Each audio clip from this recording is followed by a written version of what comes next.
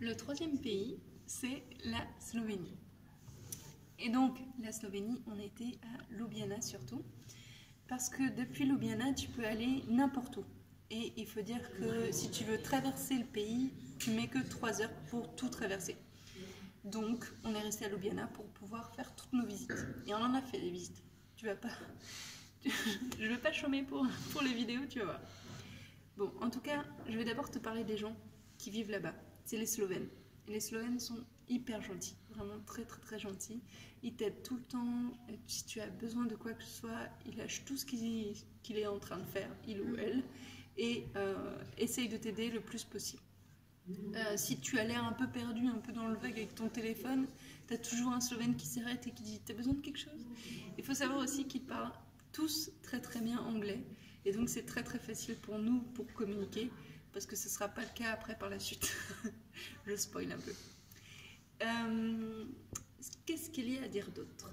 Donc, on va parler de Ljubljana maintenant. Et Ljubljana, c'est une assez petite ville, mais avec beaucoup de nature à l'intérieur. Vraiment, vraiment beaucoup. Tu peux te perdre en forêt alors que tu es en plein milieu de la ville. Et ça, c'est hyper intéressant. Ils font le tri du compost aussi. Ils ont un nouveau maire qu'ils adorent, parce que le nouveau maire a décidé que le centre-ville allait être totalement piéton et que si tu voulais aller à l'intérieur du centre-ville et en repartir, tu pouvais bénéficier d'un taxi électrique qui est totalement gratuit pour tout le monde. Bon, c'est plus utilisé pour les personnes invalides ou les personnes qui sont à mobilité réduite, ou qui ont par exemple trop de bagages ou ce genre de choses. Mais en vrai, n'importe qui peut les utiliser. Mais la plupart des gens utilisent le vélo. Pourquoi le vélo? Parce que le vélo là-bas est quasiment gratuit. En fait, on a payé 1 € par semaine, mais si tu vis là-bas à l'année, tu payes que 3 € ton vélo. Ce qui est rien du tout, mais vraiment rien. Donc, c'est ce qu'on a fait. On a utilisé le vélo tout le temps et le stop, parce que le stop marche très très bien en Slovénie. Qu'est-ce qu'il y a à dire d'autre là-dessus? sur Ljubljana. Donc, on a pu faire aussi beaucoup de couchsurfing. On a été chez Sarah dès le premier jour. Le premier jour a été hyper intense parce qu'on a tout de suite suivi Sarah dans un concert. Et c'était vraiment super bien. Grâce à elle, on a fait plein de rencontres.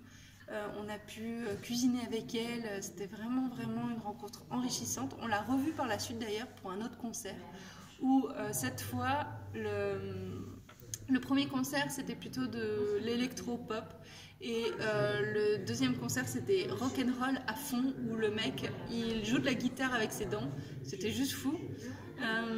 Et elle pouvait nous héberger qu'une seule nuit, donc après on a été chez Darko. Darko c'était quelqu'un qui était très silencieux. On avait beaucoup de mal à discuter avec lui, mais il était très gentil, je pense. Et après, on a rencontré sa coloc qui était tout l'inverse, complètement exubérante. Donc du coup, on ne savait pas trop où se placer. On est resté 3 nuits là-bas, et puis bon, de toute façon, ils ne pouvaient pas nous héberger plus. Et puis on a été à l'hôtel Tivoli. L'hôtel Tivoli, c'est une auberge de jeunesse. Et dans cette auberge de jeunesse, on a rencontré plein de gens aussi. Une Écossaise, un Belge, 2 Françaises, dont une des 2 c'était la surprise d'anniversaire d'aller en Slovénie. On a rencontré un Croate qui était maintenant bouddhiste et qui essayait d'aider un SDF slovène en lui payant une chambre dans l'hôtel. Donc on a fait vraiment tout plein de rencontres comme ça, c'était assez intéressant. Le petit-déj était offert, donc vraiment ça c'était le top dans cet hôtel.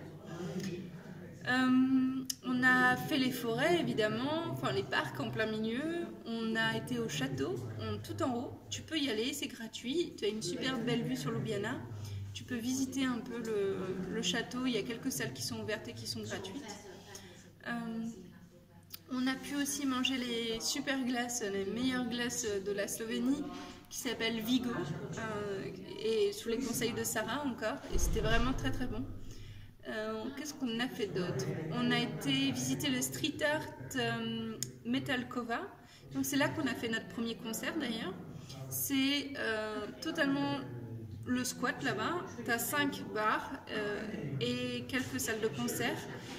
Et c'est vraiment grunge, quoi, si tu veux, très punk grunge. Et c'était vraiment hyper bien. C'est légal maintenant, et ça c'est vraiment cool. Il y a beaucoup d'étudiants qui vont là-bas faire la fête. Là où je te conseille d'y aller, c'est plutôt le vendredi soir et le samedi soir. C'est là où il y a le plus de monde, évidemment. On a fait le Joker, on a été au cinéma. On savait pas trop si on pouvait aller au cinéma ou pas en étant en voyage. Et finalement, on a réussi à le faire. Et on a beaucoup adoré ce film d'ailleurs. On l'a pas regardé en slovène évidemment, mais c'était sous-titré. Bah voilà, c'était juste sous-titré dans cette langue, et nous, bon, on comprenait rien aux sous-titres, mais on a compris en anglais tellement on a fait des progrès en anglais, et ça c'est vraiment cool. C'est là que tu vois à peu près si ton niveau a augmenté ou pas. Aussi, les trucs vraiment, les moments forts de Ljubljana, c'est le marché. Il y a un marché tous les jours. Et il y a de la street food le vendredi. Tous les vendredis, c'est la street food avec de la musique dans la rue, où tu peux manger des plats, mais vraiment différents, avec des vins différents. C'est vraiment sympa. On s'est payé un petit truc iranien. C'était vraiment cool. Et il y avait aussi la fête du chocolat quand on y était. Donc du coup, on a pu faire ça. C'était vraiment trop bien. Est-ce que j'ai oublié quelque chose ? Je crois pas. Non, c'est bon. Je réfléchis, mais c'est bon. Alors, la prochaine étape, ce sera donc le lac Boeing et le lac Bled. Et je ferai une compilation des deux, puisqu'on a fait les deux le même jour. Et ce sera la suite du voyage.